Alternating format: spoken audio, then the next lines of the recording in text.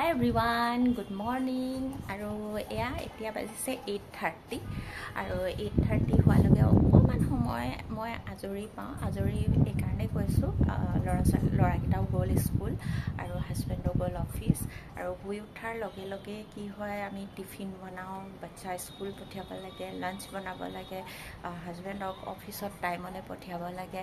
আৰু চবকে পঠিওৱাৰ পিছত অকণমান সময় মানে শান্তিৰে উশাহটো লওঁ আৰু আমাৰ নিজৰ সেইখিনি ৰেচপনচিবিলিটি শেষ হয় 8:30লৈকে যিখিনি ৰেচপনচিবিলিটি থাকে মানে সময়মতে অফিচ স্কুল পঠায়। আৰু সেইটো সকলো মানে গৃহিণীৰে বা সকলো লেডিজৰে একেটাই কাম। আৰু ইয়াৰ পিছত আমি অকণমান সময় আজৰি পাওঁ। আজৰি সময় নিজৰ চাহকাপ খাওঁ। চাহকাপ খোৱাৰ পিছত ঘৰৰ যি অৱস্থা হৈ থাকে, পৰি থাকে, একদম অৱস্থা নাই ঘৰৰ এতিয়া মানে এইবোৰ ঘৰ চৰ চাফ চাফাই কৰা সেইখিনি কামেই থাকে।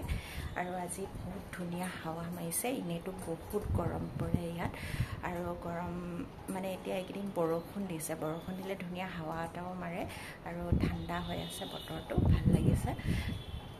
বেছি গৰমো সহ্য নহয় পিছে। আৰু সেয়াই, এতিয়া ঘৰৰ কাম বন এইবোৰত লাগিব। তাৰপিছত অকণমান নিজক টাইম পাম। টাইম পোৱাৰ পিছত নিজৰ যিখিনি কাম আছে সেইখিনি কৰিব লাগিব। অৱশ্যে মই ডেইলি ব্লগ নবনাওঁ, এইটো মোৰ ফাৰ্ষ্ট ব্লগ হয়। আৰু কি হয়, কি ক'ম কি নক'ম কি দেখুৱাম তেনেকুৱা লাগে। সদায় ডেইলি সেই একেখিনি কামেই মানে খানা বনাই ল'ৰা ছোৱালী স্কুল পঠিওৱা, নিজৰ কাম সেইখিনি থাকে।